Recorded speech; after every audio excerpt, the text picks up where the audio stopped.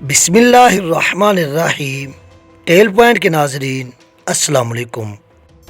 اللہ کی تلوار کی 20ویں قسط پیش خدمت ہے۔ لیس بن موشان نے کہا، جسے تم اپنی محبت کا دیوتا سمجھتی ہو وہ اس شخص کو قتل کرے گا جو کہتا ہے کہ اسے خدا نے نبوت دی ہے۔ جرید سے زیادہ موضوع آدمی اور کوئی نہیں ہوگا۔ یوحوا نے پوچھا، کیا آپ پیشین گوئی کر رہے ہیں؟ یہ کس طرح قتل کرے گا؟ اسے میں تیار کروں گا۔ یوحوا نے کہا، یہ تیار نہیں ہوگا۔ یہ کہا کرتا ہے کہ اس کا کوئی مذہب نہیں۔ محمد کو یہ اپنا دشمن نہیں سمجھتا، قتل و غارت کو پسند نہیں کرتا۔ بوڑھے لیس نے کہا، یہ سب کچھ کرے گا، اس کے ذہن پر میرا قبضہ ہوگا۔ تم میرے ساتھ ہوگی، 3 روز تک یہ سورج کی روشنی نہیں دیکھ سکے گا۔ جب ہم اسے باہر نکالیں گے تو یہ ایک ہی بات کہے گا، کہاں ہے خدا کا نبی؟ وہ ہم میں سے ہے، میں اسے زندہ نہیں رہنے دوں گا۔ یوحوا نے رندیائی ہوئی آواز میں التجا کی، مقدس باپ، جرید مارا جائے گا، یہ واحد شخص ہے۔ لیس بن موشان نے کہا، خدائے یہودا سے بڑھ کر محبت کے لائق کوئی نہیں، تمہیں قربانی دینی ہوگی۔ جرید اب مکہ کو واپس نہیں جائے گا۔ پھر یوحوا بھی مکہ کو واپس نہ گئی۔ جرید بن مسیب بھی نہ گیا۔ بوڑھے لیس نے دونوں کو 3 دن اور 3 راتیں ایک کمرے میں بند رکھا۔ جرید کو اپنے سامنے بٹھا کر اس کی آنکھوں میں آنکھیں ڈال دیں، پھر اسے کچھ پلایا اور کچھ زیر لب بڑبڑانے لگا۔ اس نے یوحوا کو نیم برہنہ کر کے اس کے ساتھ بٹھا دیا۔ لیس یوحوا کو جو کہتا رہا وہ کرتی رہی۔ لیس نے کہا، یہ ضروری نہیں کہ میں تم سب کو یہ بھی بتاؤں کہ میں نے جرید کے ذہن اور اس کی سوچوں کو کس طرح اپنے قبضے میں لیا۔ میں اسے ساتھ لایا ہوں، تم اسے خود دیکھ لو۔ لیس بن موشان نے یوحوا کو اشارہ کیا۔ یوحوا باہر چلی گئی اور جرید بن مسیب کو اپنے ساتھ لے آئی۔ جرید نے اندر آ کر سب کو باری باری دیکھا۔ جرید نے کہا، وہ یہاں نہیں ہے، میں اسے پہچانتا ہوں، وہ ہم میں سے ہے، وہ یہاں نہیں ہے۔ بوڑھے لیس نے کہا، ذرا صبر کرو جرید، ہم تمہیں اس تک پہنچائیں گے۔ کل جرید بیٹھ جاؤ۔ جرید یوحوا کے ساتھ لگ کر بیٹھ گیا اور بازو اس کی کمر میں ڈال کر اسے اپنے اور قریب کر لیا۔ اگلی صبح جب مدینہ میں لوگ فتح کی خوشیاں منا رہے تھے، کعب بن اسد کے گھر رسول اکرم اور اسلام کے خلاف بڑی ہی خطرناک سازش تیار ہو چکی تھی۔ رسول کریم صلی اللہ علیہ وآلہ وسلم کو یاد دلایا گیا کہ بنو قریظہ نے جس کا سردار کعب بن اسد تھا، مدینہ کے محاصرے کے دوران اہل قریش اور غطفان کے ساتھ خفیہ معاہدہ کیا تھا، جسے نعیم بن مسعود نے بڑی دانش مندی سے بیکار کر دیا تھا۔ یہ واقعہ بھی 2-4 روز پہلے کا تھا، جس میں رسول اللہ صلی اللہ علیہ وآلہ وسلم کی پھوپھی حضرت صفیہ نے ایک یہودی مخبر کو قتل کیا تھا۔ یہ مخبر اس چھوٹے سے قلعے میں داخل ہونے کا رستہ دیکھ رہا تھا جس میں مسلمانوں کی عورتوں اور ان کے بچوں کو رکھا گیا تھا۔ اس یہودی نے ایک عورت کو اپنے مقابلے میں دیکھ کر بڑے روب اور گھمنڈ سے کہا تھا کہ وہ یہودی ہے اور مخبری کے لیے آیا ہے۔ حضرت صفیہ نے اس کی تلوار کا مقابلہ ڈنڈے سے کیا اور اسے ہلاک کر دیا تھا۔ کسی صحابی نے للکار کر کہا، خدا کی قسم، ان یہودیوں پر اعتبار کرنا اور ان کی بدعہدی پر انہیں بخش دینا ایسا ہی ہے جیسے اپنا خنجر اپنے ہی دل میں اتار لیا جائے۔ عبداللہ بن محمد بن اسما اور نافع حضرت ابن عمر رضی اللہ تعالیٰ عنہ کے حوالے سے روایت کرتے ہیں کہ معرکہ خندق کے خاتمے پر رسول اکرم صلی اللہ علیہ وآلہ وسلم نے فرمایا، تم میں ہر کوئی نماز عصر بنو قریظہ کے پاس پہنچ کر پڑھے۔ ایک اور حدیث ہے جس کے راوی حضرت انس رضی اللہ تعالیٰ عنہ ہیں۔ انہوں نے کہا تھا، میں اب تک لشکر جبریل کا گرد و غبار بنو غنم میں اڑتے ہوئے دیکھ رہا ہوں۔ یہ اس وقت کی بات ہے جب رسول کریم صلی اللہ علیہ وآلہ وسلم بنو قریظہ کو بدعہدی اور دھوکہ دہی کی سزا دینے گئے تھے۔ تمام مورخین نے لکھا ہے کہ رسول کریم صلی اللہ علیہ وآلہ وسلم کے حکم سے مسلمانوں نے چڑھائی کر دی اور بنو قریظہ کی قلعہ بند بستی کو محاصرے میں لے لیا۔ احادیث کے مطابق سعد بن معاذ کو بنو قریظہ کے سرداروں کے پاس اس پیغام کے ساتھ بھیجا گیا کہ وہ اپنی بدعہدی کی سزا خود تجویز کرے۔ سعد بن معاذ زخمی تھے۔ خندق کی لڑائی میں انہیں قبیلہ قریش کے ایک آدمی حبان بن عرفہ کی برچھی لگی تھی۔ لیس بن مشان، یوحاوا اور یہودیوں کے 3-4 سرکردہ آدمی ابھی تک کعب بن اسد کے پاس بیٹھے ہوئے تھے۔ جرید بن مسیب بھی وہیں تھا۔ انہوں نے اپنی سازش کا وقت رات کا مقرر کیا، لیکن ایک یہودی دوڑتا ہوا اندر آیا۔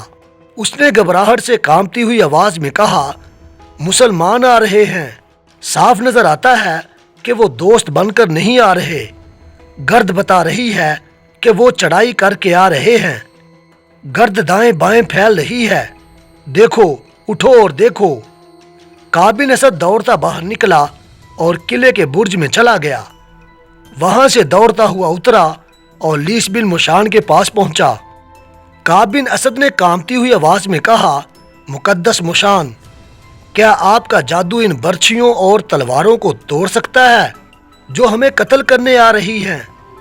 بوڑھے لیس بن مشان نے کہا، روک سکتا ہے۔ اگر محمد کا جادو زیادہ تیز ہوا تو میں مجبور ہوں گا۔ تم اوپر جا کر کیا دیکھ آئے ہو؟ کعب بن اسد نے کہا، خدائے یہودا کی قسم، یہ مخبری نعیم بن مسعود نے کی ہے۔ مجھے معلوم نہ تھا کہ وہ مسلمان ہو چکا ہے۔ مسلمان محاصرے کی ترتیب میں آ رہے ہیں، ہم نکل نہیں سکیں گے۔ لیس بن مشان نے کہا، ان دونوں کو نکال دو۔ یوحاوا جرید کو ساتھ لے کر پچھلے دروازے سے نکل جاؤ، میں تمہارے پیچھے پیچھے آ رہا ہوں۔ کعب بن اسد نے کہا، آپ اوپر کیوں نہیں جاتے لیس بن مشان؟ آپ کا وہ علم اور وہ جادو کہاں گیا؟ بوڑھے لیس نے کہا، تم اس راز کو نہیں سمجھ سکتے۔ موسیٰ نے فرعون کو ایک دن میں ختم نہیں کر دیا تھا۔ یہ عصا جو تم میرے ہاتھ میں دیکھ رہے ہو وہی ہے جو موسیٰ نے دریا میں مارا تھا تو پانی نے انہیں راستہ دے دیا تھا۔ یہ عصا کا کرشمہ تھا کہ فرعون کا لشکر اور وہ خود دریا میں ڈوب کر فنا ہو گیا تھا۔ جس طرح موسیٰ اپنے قبیلے کو مصر سے نکال لائے تھے، اسی طرح میں تمہیں یہاں سے نکال دوں گا۔ یوحاوا اور جرید بن مسیب پچھلے دروازے سے نکل گئے اور لیس بن مشان بھی چل پڑا۔ مسلمان جب بنو قریظہ کی بستی کے قریب آئے تو عورتوں اور بچوں میں ہڑبونگ بپا ہو گئی اور بگدڑ مچ گئی۔ عورتیں اور بچے اپنے گھروں کو بھاگے جا رہے تھے۔ کوئی آدمی مقابلے کے لیے باہر نہ آیا۔ جو مسلمان ٹیکریوں کی طرف سے محاصرے کے لیے آگے بڑھ رہے تھے، انہیں 2 آدمی اور 1 عورت نظر آئی۔ تینوں بھاگے جا رہے تھے۔ آدمی جو بوڑھا تھا اور عورت اپنے ساتھی کو گھسیٹ رہے تھے، وہ پیچھے کو مڑ مڑ کر دیکھتا اور آگے نہیں چلتا تھا۔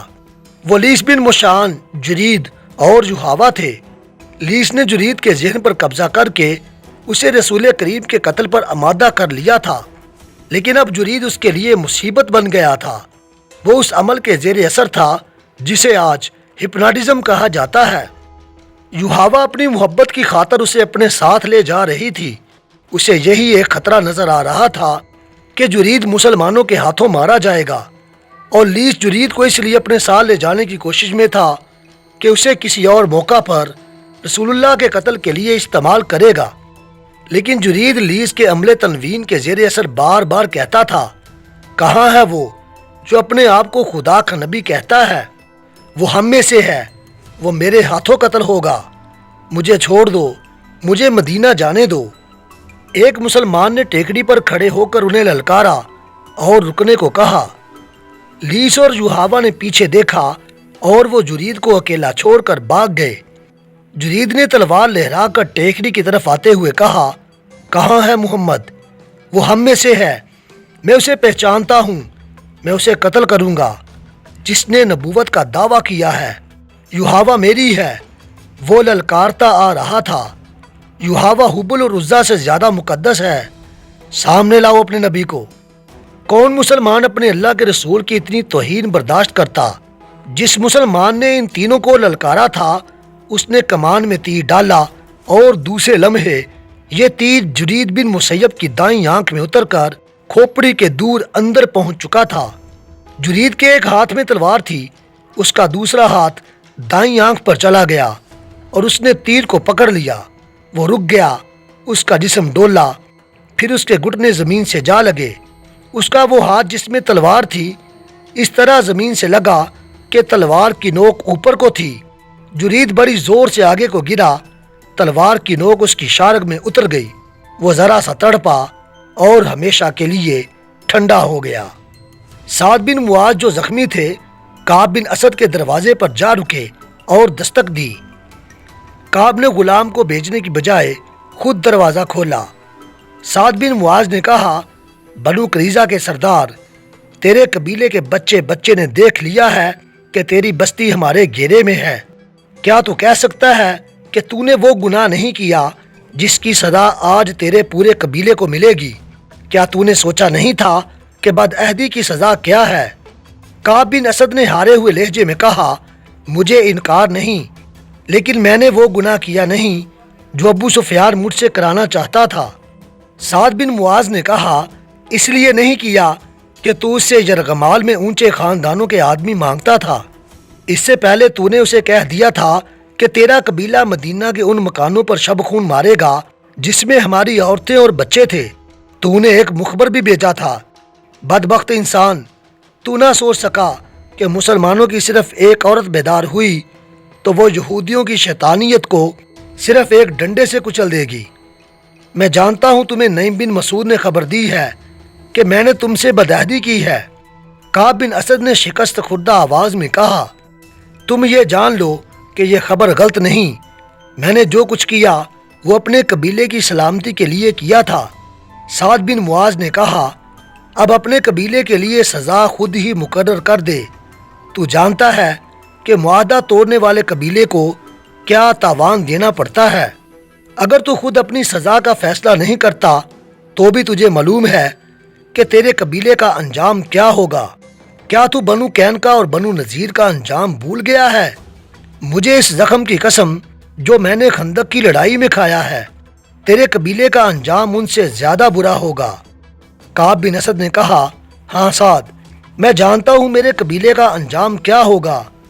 ہمارے بچے اور ہماری عورتیں بھی ختم ہو جائیں گی۔ میرا فیصلہ یہ ہے کہ معاہدے کے مطابق میرے قبیلے کے تمام مردوں کو قتل کر دو اور ہماری عورتوں اور ہمارے بچوں کو اپنے ساتھ لے جاؤ، وہ زندہ تو رہیں گے۔